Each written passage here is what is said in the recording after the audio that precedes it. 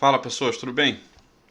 Então a partir de hoje vamos começar a discutir o filé do negócio, tá? Deixar a parte boa para o final, tá? Bom, então hoje a gente começa a discutir sistema nervoso e como é uma quantidade de conteúdo monstruosa que precisa ser vista, eu vou dividir em aulas que não sejam tão longas como as últimas de 50 a 1 hora, tá? Bom, então uma coisa que é importante você lembrar são aqueles conceitos iniciais que foram discutidos lá no início das videoaulas, tá? Eu vou deixar os links no final, tá? É importante a gente entender os conceitos de potencial de repouso e potencial de ação, tá? Como que a estabilidade celular da célula é conservada em condições de repouso e como que essa célula ela consegue suportar a variação de potencial com uma amplitude enorme, sair de lá de um repouso de menos 65 milivolts e alcançar mais 40, né, milivolts para iniciar o processo de indução do potencial de ação.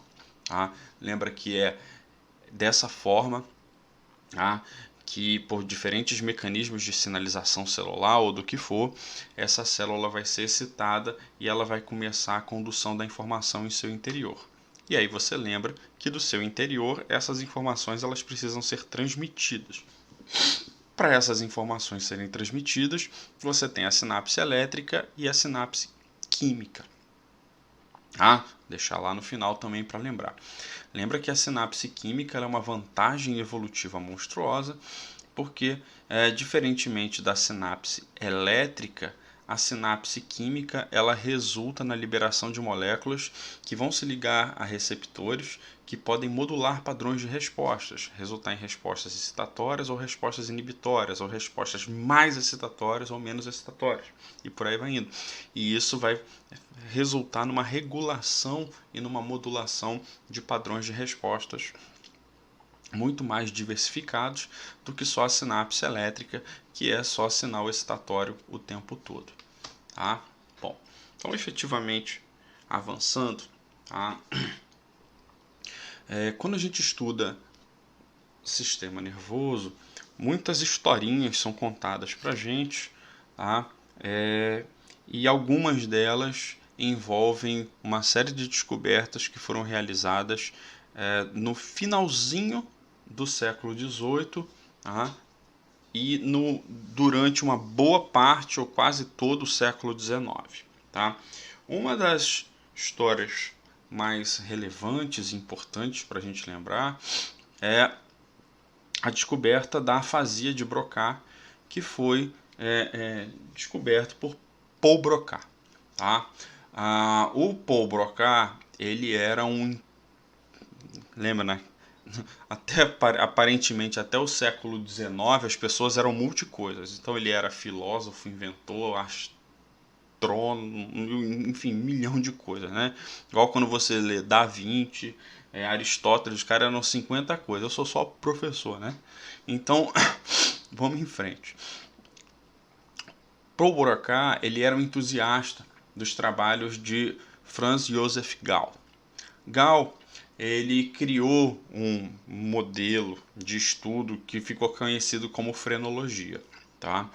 A frenologia de Gall, se não me engano, é de 1800, redondinho. Tá?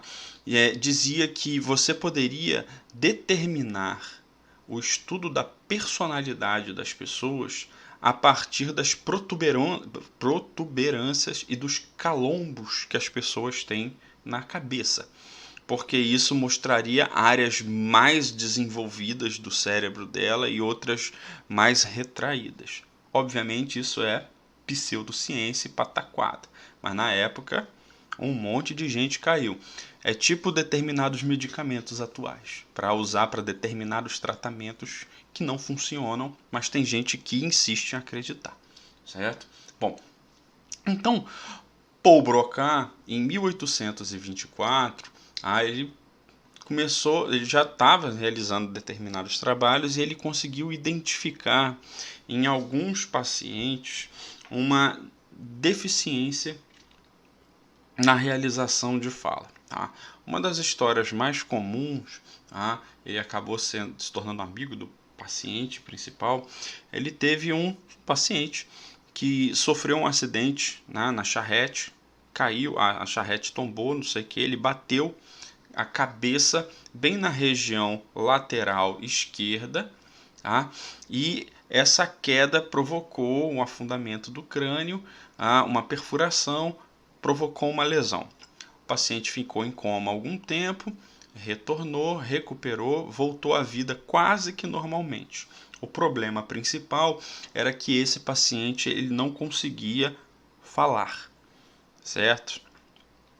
Fez fisioterapia e tudo mais, fez um monte de testes, ele conseguia compreender a linguagem, ele ouvia, ele entendia, respondia por sinais, respondia por escrita, ele tinha interpretação, processamento, a coisa toda, mas ele basicamente não conseguia falar, verbalizar.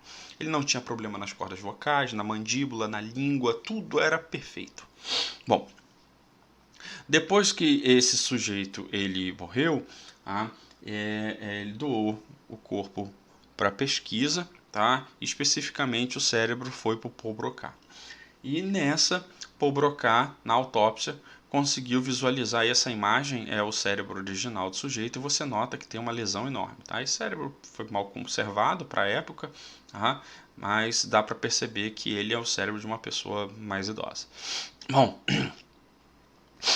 ele notou essa lesão, e a partir do momento em que ele começou a estudar mais pacientes com esse mesmo tipo de distúrbio de linguagem, de fala, que é conhecida hoje como afasia de Broca. Afasia são deficiências de linguagem, certo? A afasia de Broca é aquela que está relacionada a isso do sujeito não conseguir falar. Tá? Então, o trabalho de Broca ele foi rapidamente conhecido, tá?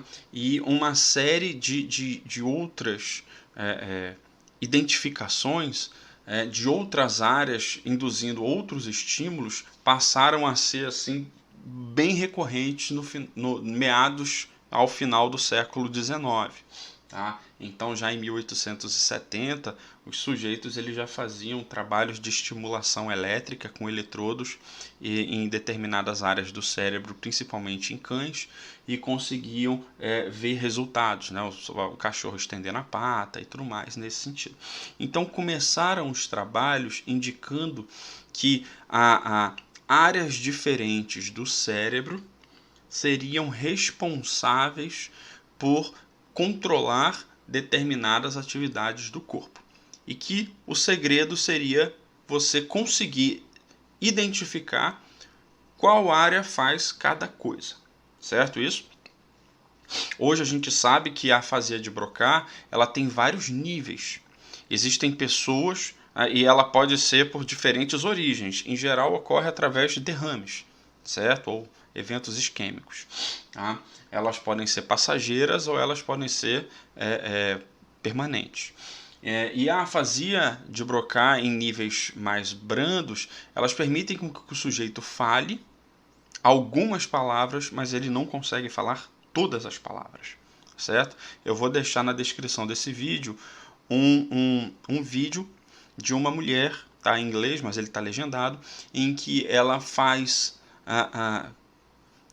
está fazendo a consulta com uma jovem lá de, se não me engano, 19 anos, e ela conta, a menina que tem a afasia, ela conta na medida do que ela consegue falar como que aconteceu o evento, certo? Só que, por exemplo, ela consegue falar o nome dela, tudo com uma certa dificuldade, mas ela não consegue dizer que ela tem 19 anos, ela não consegue falar 19, tá?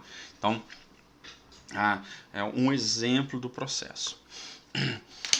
A gente não pode confundir a afasia de Broca, tá, com a afasia de Wernicke.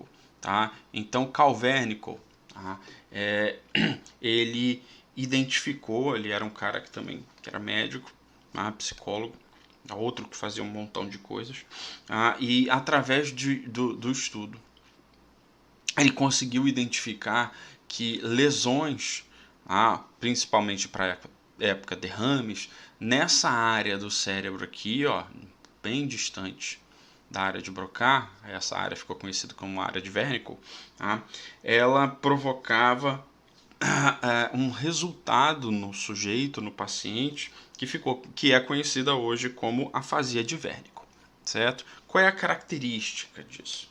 A área de Wernicke ela está associada à compreensão da linguagem, certo? Compreensão da linguagem, processamento semântico, reconhecimento de linguagem e interpretação da linguagem. Perceba, é como se fosse um processo de alfabetização plena.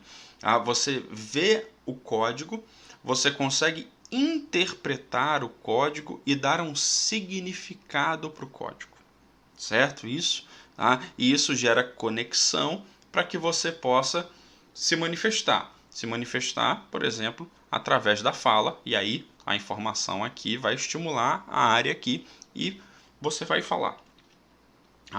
Os sujeitos que têm afasia de Wernicke, eles têm uma incapacidade de agrupar as palavras. Ele entende as palavras.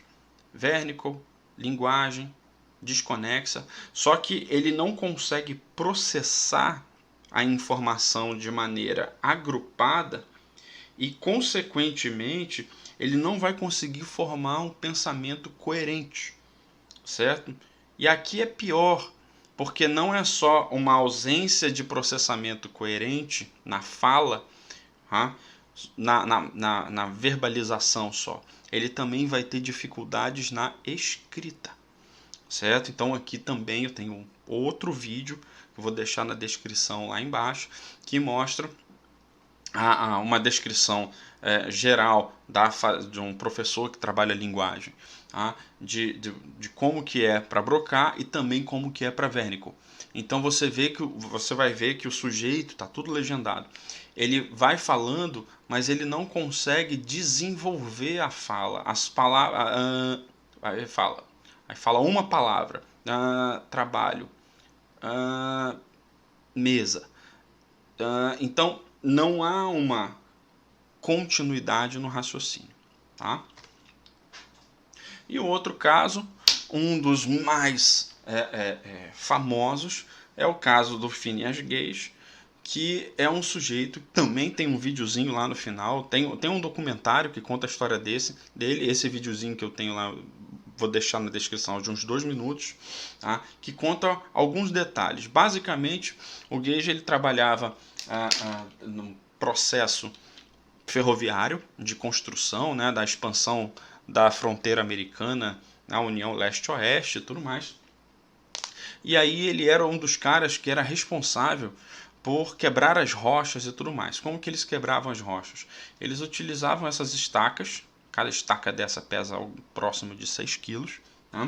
E aí, para quebrar a rocha, fazia pequenas perfurações, colocava a dinamite lá dentro, lá embaixo, botava a ponta da estaca e ia batendo para entrar.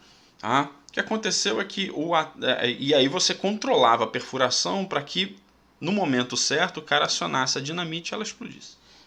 Bom, aconteceu que o atrito da estaca com a rocha na hora que estava entrando lá provocou lá uma faísca, uma centelha e pum, explodiu a dinamite. A lâmina, a barra, ela atravessou o crânio do sujeito, como a gente consegue olhar aqui por trás do olho esquerdo, atravessou o cérebro e foi lançada, não ficou presa na cabeça dele, foi 50 metros de distância encontraram. Ele não morreu, e ele não teve alteração de coisas relacionadas à fala, ele teve perda da visão do olho esquerdo, mas ele permaneceu vivo durante mais, se não me engano, 12 ou 18 anos. Bom, o que acontece é que depois que ele saiu do hospital, que ele se recuperou, as pessoas conseguiram descrever que ele se tornou uma pessoa repugnante, certo? Mentiroso, contador de histórias absurdas, maltratava as pessoas, A descrição clássica é: o sujeito ele manifesta um comportamento repugnante e a personalidade dele mudou completamente. Bom, perdeu o emprego, e o que ele não conseguia arrumar emprego em lugar nenhum, o que ele fez nos outros anos da vida dele foi se apresentar em teatros e tudo mais, mostrando a estaca dele e ele, né, para sobreviver recebendo algum dinheiro. Bom, depois que ele morreu, conseguiram o cérebro dele, conseguiram recuperar o crânio e tudo mais, que são as imagens aqui, e fizeram as simulações para identificar as áreas que possivelmente foram afetadas. E aí conseguiram identificar o que foi afetado e o que não foi afetado. Por exemplo, a área de Broca não foi afetada, por isso que ele conseguia falar. Tá? Mas o processamento principal perdido pela ação da lesão foi na região do lobo frontal, na chamada área ventromedial. Hoje a gente sabe que a área ventromedial ela está relacionada ao nosso controle de ajuste social, controle de impulsos, ajustes comportamentais. É aquela situação, por exemplo, que você sabe que entre os amigos e tudo mais, você pode sentar de qualquer jeito e tudo mais, mas no dia que você vai conhecer o teu sogro, tua sogra, não sei o que, você tem que causar uma boa impressão, então lá você não pode ficar de qualquer jeito, você tem que ter uma postura diferenciada. Então é a sua área ventromedial do córtex do lobo frontal te dizendo: olha, ajusta aqui, arruma aqui. Como ele sofreu essa lesão, ele perdeu esse ajuste.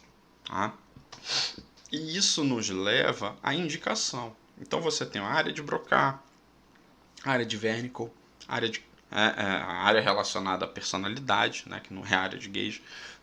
Então todas essas áreas elas representam sulcos e giros encefálicos, cerebrais principalmente, que representam que foram identificadas funcionalmente como áreas que regulam determinadas funções no indivíduo, como julgamento moral, memória espacial, raciocínio, atenção visoespacial, visão analítica, dor, audição, olfato, paladar, atividade motora executiva, planejamento da atividade motora e por aí vai indo. Prazer, recompensa. Então, essas áreas elas foram inicialmente separadas através de um pesquisador alemão, Corbinian Brodmann. E ele separou as áreas de Brodmann em 52 áreas. A gente consegue visualizar algumas aqui, as outras não são visíveis porque elas são de corte profundo. Então, ele separou de acordo com a densidade de neurônios, o formato desses neurônios e tudo mais.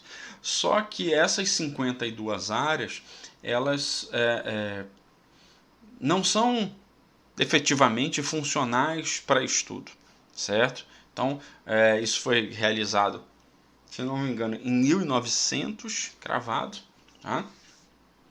E hoje a gente sabe que o nosso cérebro ele não tem apenas 52 áreas com 52 funções, digamos assim. Um estudo recente, vou deixar o link do artigo na descrição do vídeo também, através de ressonância magnética funcional, identificou mais de 180 áreas diferentes com populações e funcionalidades diferenciadas.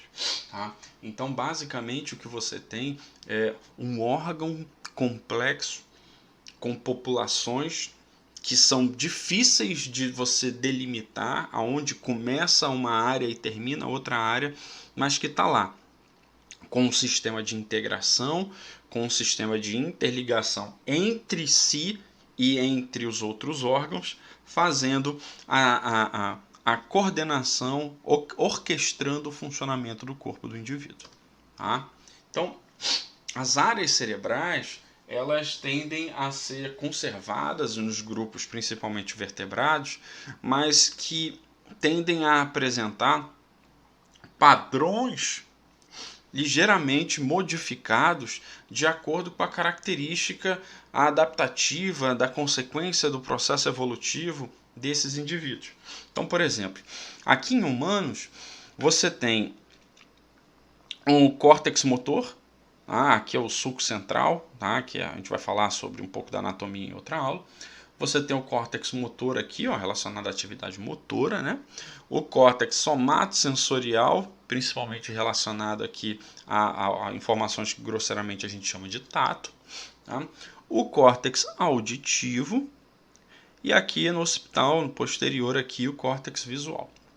Quando você compara isso em humanos com gato e com cachorro, ou com gato e com rato, perceba o seguinte: a área dos neurônios responsáveis pela informação visual em gatos e em ratos é muito maior do que em humanos, certo? Proporcionalmente é muito maior, tá? Quando você pensa em audição, a mesma coisa, certo? E no caso deles, você não tem a separação sensorial e motora, é junto, certo? Tá? Então, esses animais, eles têm potencialmente uma uma sensibilidade auditiva muito, mas muito maior que a nossa, certo? Isso está relacionado a uma série de elementos, mas principalmente a questão da quantidade de neurônios que eu tenho disponíveis para processar aquelas informações. Tá? Então, aqui a gente tem um pequeno mapa que mostra o encéfalo de alguns mamíferos, certo? Aqui está tudo em escala. Tá? Então você percebe que o encéfalo do golfinho é, sim, maior do que o humano. Tá? E que você tem algumas características que elas são variantes. Então, por exemplo, o rato e o coelho são animais mamíferos que têm o cérebro liso. A gente vai ver que são os lisencéfalos. Tá? Enquanto que os demais, do gato para baixo, eles têm o cérebro com sulcos e dobras, que são os giros, que são os animais girencefálicos. Esses giros permitem um aumento de volume, certo? Em uma área menor. Consequentemente, indica a possibilidade de ter uma quantidade de neurônios maior, certo? Se bem que a gente sabe que, por exemplo, homens na nossa espécie têm mais neurônios que mulheres, uma quantidade de em torno de alguns porcentos, mas intelectualmente, funcionalmente, habilidades e tudo mais, homens e mulheres são equivalentes, certo? Então não existe diferença dentro do nosso sexo, tá? Na habilidade intelectual, ou na habilidade motora, na habilidade nervosa. Mas quando você compara com outras espécies, essa diferença, tá? Ela tende a ser mais gritante. Tá? Quando, por exemplo, você compara o humano com o chimpanzé, o humano com a ovelha e por aí vai indo. Nessa lógica, a gente perde feio para o golfinho. Bom, então, entendendo de maneira geral como que funciona o sistema nervoso, você vai ter assim, o sistema nervoso, a gente vai ver na outra aula, ele é dividido em sistema nervoso central e sistema nervoso periférico. O sistema nervoso central é o centro de integração e processamento das informações neurais. Basicamente, a gente vai ter três elementos. Os elementos sensoriais, que são aqueles que captam a informação do ambiente externo ou interno ao corpo. Por exemplo, se eu der um gole na água gelada agora aqui que está do meu lado, eu vou sentir o gelado descer pela boca, faringe e esôfago, principalmente. Tá? Então, olha aí, eu estou tendo um estímulo sensorial interno. Tá? Estímulo externo, temperatura, visão, olfato, as coisas todas. Então, a primeira parte importante do sistema nervoso é que ele está associado a receber informações sensoriais. Tá? Essas informações elas são levadas ao sistema nervoso central e esse sistema nervoso central vai fazer o processamento dessa informação. O que é o processamento? É dar significado, é dar lógica. Lógica é feio aqui, no caso, não se aplica. Tá? É dar uma interpretação ao que aquilo representa. Tá? Então, se eu bato na mão, tá? Eu só sinto a dor porque o estímulo doloroso ele foi gerado, os receptores dispararam, a informação chegou, eu estou batendo na palma da minha mão, tá? Chegou na minha medula, da medula subiu, foi para o cérebro, chegou lá no cérebro, interpretou a região dolorosa. Se eu fosse um tetraplégico, por exemplo, uma descontinuidade na medula, na altura da cervical, eu poderia bater, eu ia ter os receptores provavelmente iam disparar, o estímulo ia chegar na medula, mas como a medula tem uma descontinuidade, a informação não ia chegar no cérebro. Se a informação não chega no cérebro, o cérebro não interpreta o significado. Lembra, o cérebro do sujeito é o centro de interpretação. Tá? E depois que você interpreta, você precisa gerar uma resposta. Tá? Essa resposta ela é conduzida também pela terceira porção do sistema nervoso, tá? Que é o que a gente chama de resposta motora. Pode ser a retirada, pode ser a fala, pode ser uma anotação, pode ser deitar-se, pode ser correr, enfim, são mecanismos diferentes. Então, de maneira geral, tá? O sistema nervoso, através dos seus neurônios, tá? Ele vai ter um mecanismo de captação de informação, que é a informação sensorial, um mecanismo de interpretação e processamento, que é a área central, e uma área de associação com resposta, com execução, que é o que a gente chama de atividade motora, certo? Só que eu evito usar o termo motor, porque senão fica achando que é só atividade mecânica, tá? Então, nisso você, como a gente vai ver na outra aula, você vai dividir o sistema nervoso em sistema nervoso central e periférico, certo? O central, ele tem o diferencial de ser capaz de interpretar as informações e dar um significado sensorial. Por isso que a pessoa lá